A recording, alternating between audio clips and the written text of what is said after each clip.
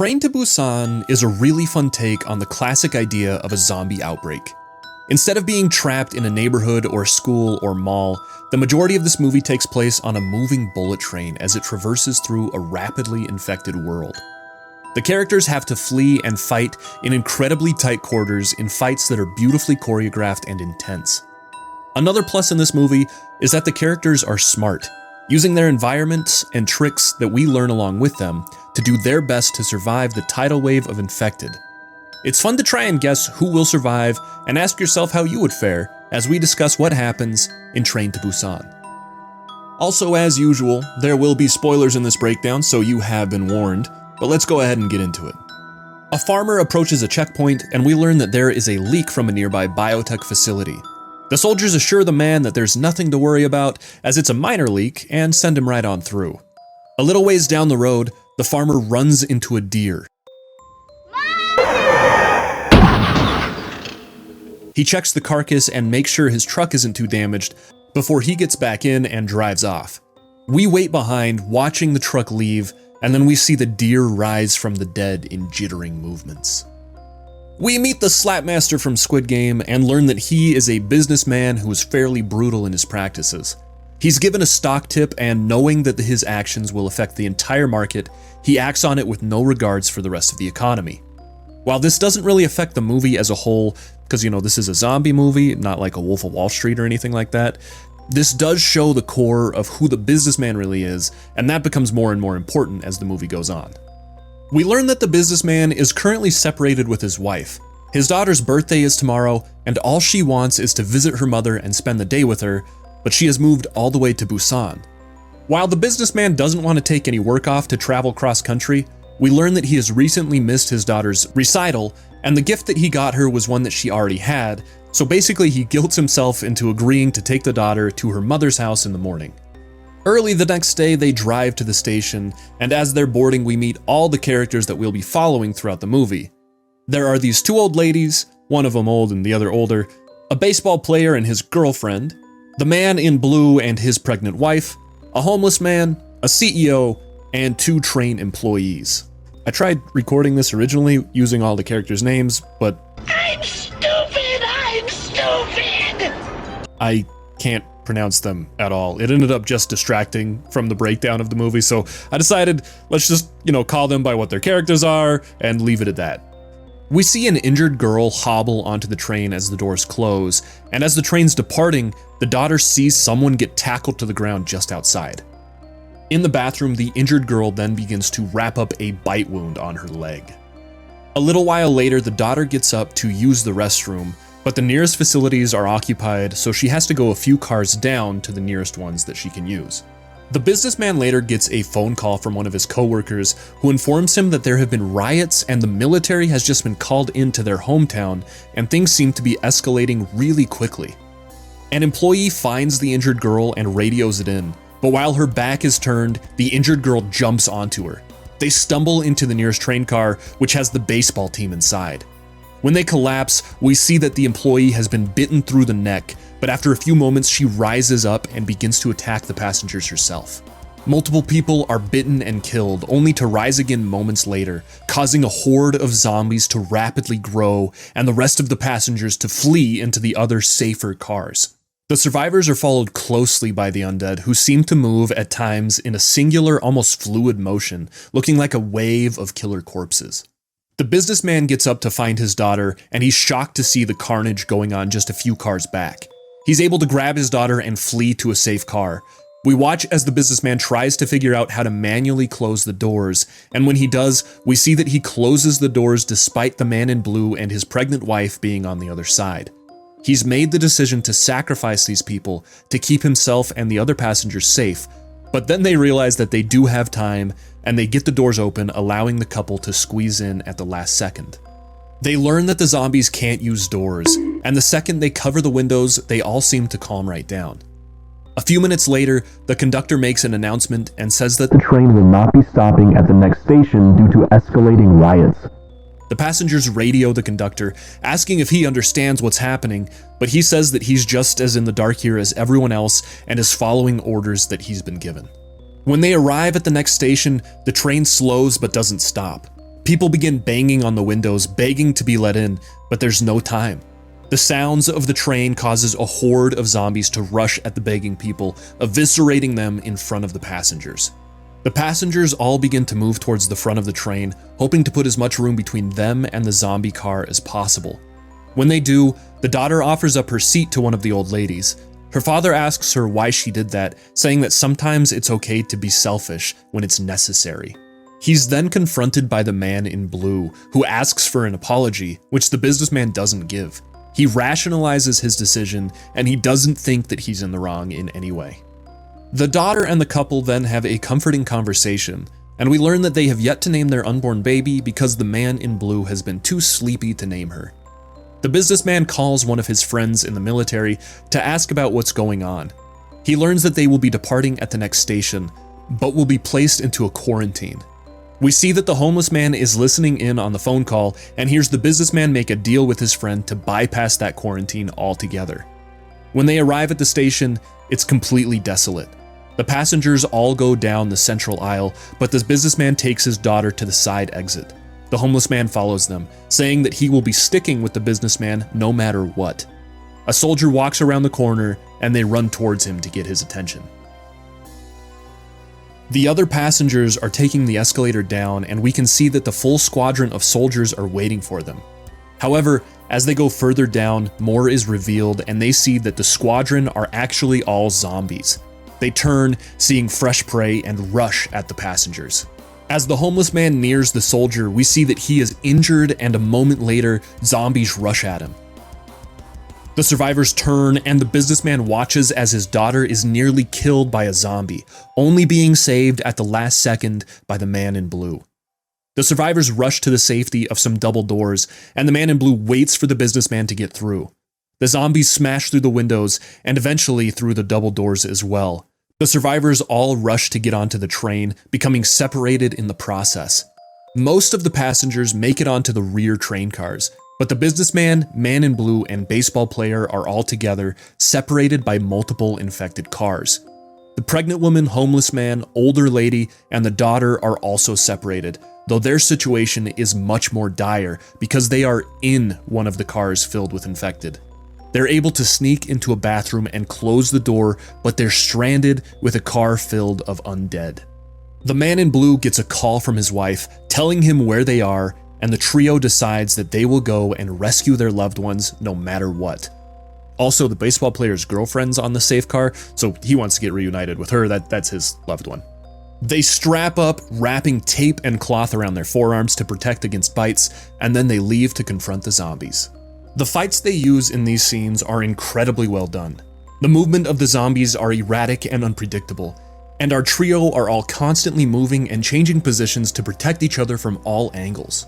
However, once they come to the car that has the baseball player's teammates, he freezes up.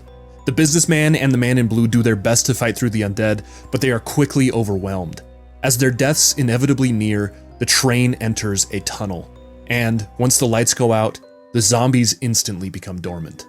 They use this stroke of luck to sneak into the next car, closing the doors safely behind them.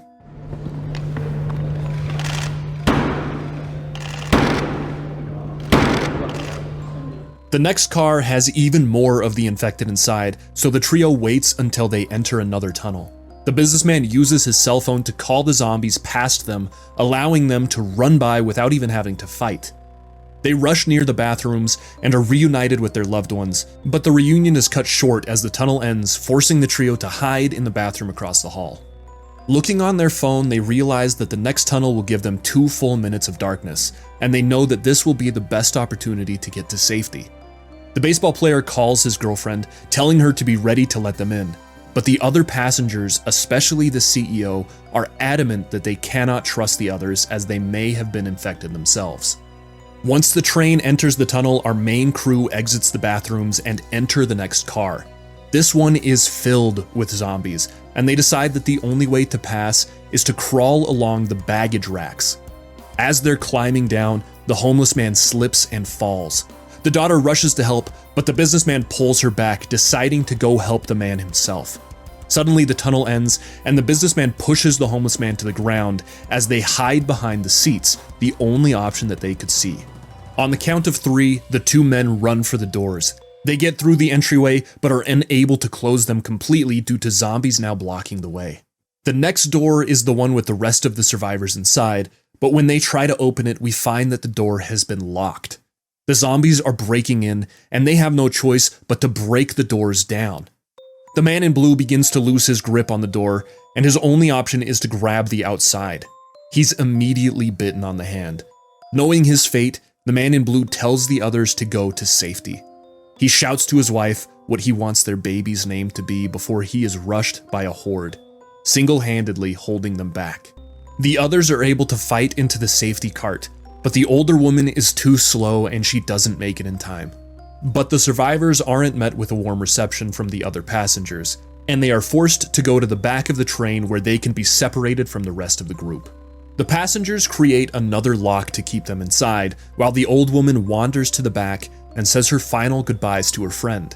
However, as she's saying goodbye, she gets angry. She thinks back to the other passengers and decides that none of them are worth saving. Then, she opens the door and zombies rush in. We hear from the other side as passengers are torn apart, leaving our survivors all that remain. After this, the businessman kneels and promises to his daughter that he will get her to her mother no matter what. He also admits to her that he's afraid but promises to stay strong. And the way that he reflects in her eyes is a beautiful shot that really shows how much trust she has in him. At this moment, this was the most important thing for her to hear him say. And now that he said it, she knows that her trust won't be betrayed and that he will try and live up to that promise. The businessman then gets a call from one of his associates. He's told that this outbreak all started at a biotech lab that their company was backing. The associate is in moral turmoil, wondering if they are to blame for all of this. It's interesting to see this perspective pop up all of a sudden. It's the perspective that the businessman would likely have had he not taken the train this morning. But now that world seems so far away. He comforts his associate, saying that they are not the bad guys in this. It seems he's been able to take a step away from that cutthroat life, now understanding the importance of family. The associate mentions that he heard Busan has mounted a successful defense against the zombies before he hangs up. A ways down the track, the train is blocked by collapsed cargo containers. The conductor calls over the radio, saying that he is going to exit the train and go look for another one that is operational. He says that he'll be on the far left track, inviting all those alive to join him if they can. It's revealed here that the CEO and the employee have both survived by hiding in the car's restroom, but they have little chance of escaping this situation. The conductor has luck finding an operational engine, and slowly drives down the rails, waiting for other survivors. The CEO decides that he wants to live and shoves the employee towards the zombies so that he can make a run for the doors. We then see a flaming train engine blasting down the tracks. It rams into the stopped trains, knocking our main characters off their feet and separating them with rubble. The baseball player and cheerleader find an empty train car, but the opposite door is stuck.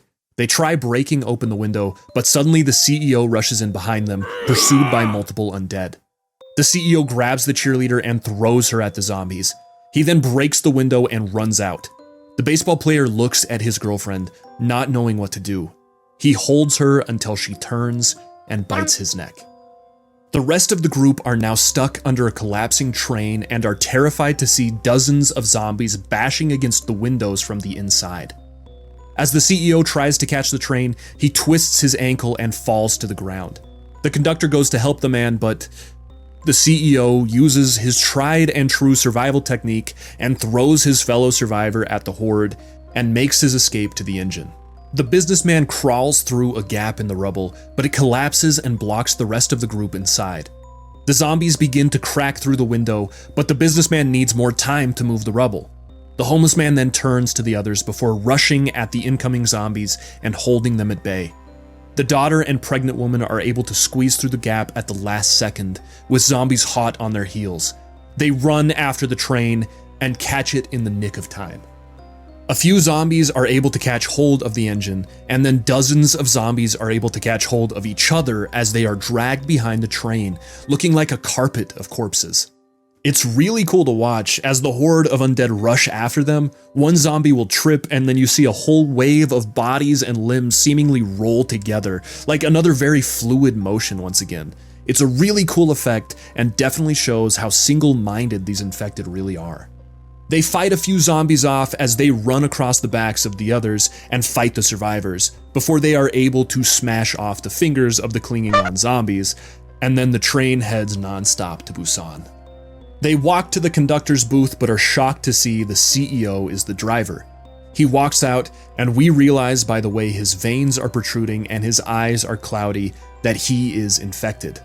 The CEO cries as he knows his doom is incoming, before he suddenly goes quiet and leaps at the businessman. The pregnant woman helps to pull the zombie off of the businessman, but then it attacks her. The businessman desperately tries to pull the zombie off of her, but as he's fighting, his hand goes over the zombie's mouth and he is bitten. Knowing his fate, the businessman wraps a chain around his waist and jumps off of the train, pulling the zombie with him. He pulls himself back onto the train and rushes to the conductor's booth. He tries his best to instruct the pregnant woman on how to drive the train, and then he tells his daughter to stay with the pregnant woman no matter what. She begs him to stay, but he knows that's not an option and runs out of the booth, closing the door behind him. The businessman stands at the back of the train and begins to smile. He starts remembering the birth of his daughter, remembering her as a baby, and can't help but feel joy as his eyes cloud over and as he becomes fully infected. We watch his shadow as he falls from the back of the train, never to be seen again. The engine continues to chug on, thinking it can the entire time for motivation. They're forced to stop at the entrance of a tunnel that has blocks and charred bodies. They enter the tunnel, and we swap to the view of some soldiers as they watch the entrance of that same tunnel. They are instructed to kill the two people since they cannot be visually verified as non-infected. They're hesitant, but orders are orders. They get ready to fight when the daughter starts to sing. The soldiers hesitate and lower their guns, knowing that the infected can't talk, let alone sing. They call to their squadron that they have survivors, and we watch as a group of soldiers rush into the tunnel to save the pregnant woman and the daughter, and the train to Busan comes to an end.